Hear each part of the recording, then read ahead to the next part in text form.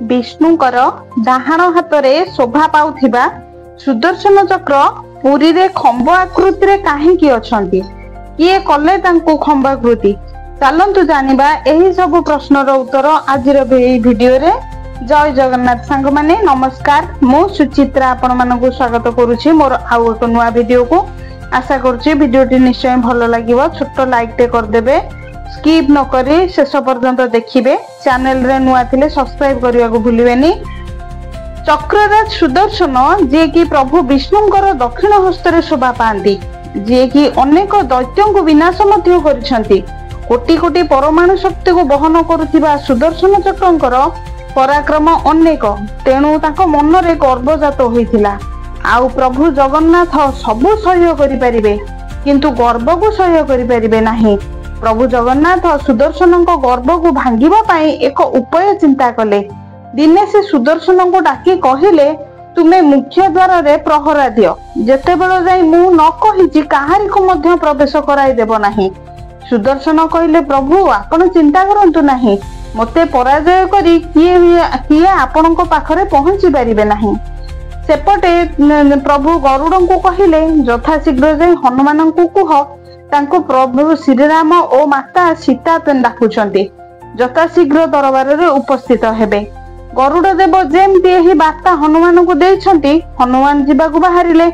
गरुड़ देव तांको पिठी रे बसाई नेबाकू कहिले, किंतु हनुमान गरुड़ देव को तांकर एक काख तले चापी देई क्षिप्र गति रे जाई राज दरबार सामने रे पहुंचिले।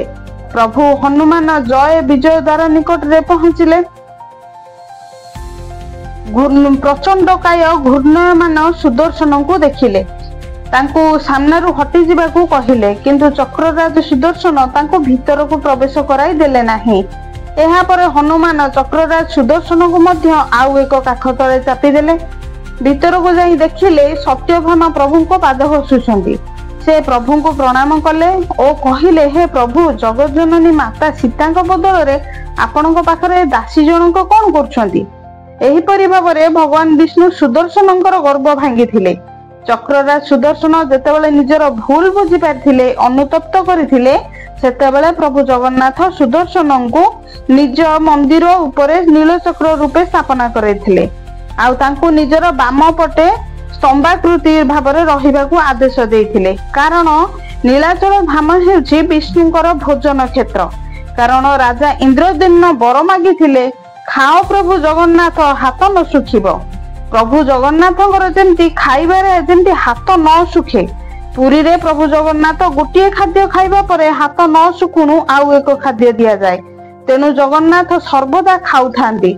आउ चक्रराज सुदर्शन तांको डाहाण हाथ रे किपरि रहिबे, तेनु प्रभु जगन्नाथ तांको निजर बाम पटरे स्तंभाकृति होई रहिबाकू कहिथिले। सेथिबेई रथ यात्रा रे प्रभु जगन्नाथଙ୍କ पहंडी पूर्वरु चक्रराज सुदर्शन क्षिप्र गति रे आगतुरा पहंडी होई आसंती। प्रभुଙ୍କ सामनारू समस्त दुष्ट शक्ति को नाश करंती।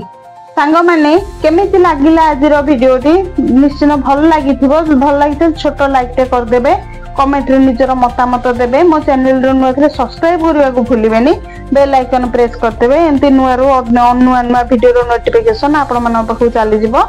अधिक रो अधिक शेयर कर देबे। रहुची पुणी देखा आउ एक नुआ वीडियो रे। नमस्कार, जय जगन्नाथ।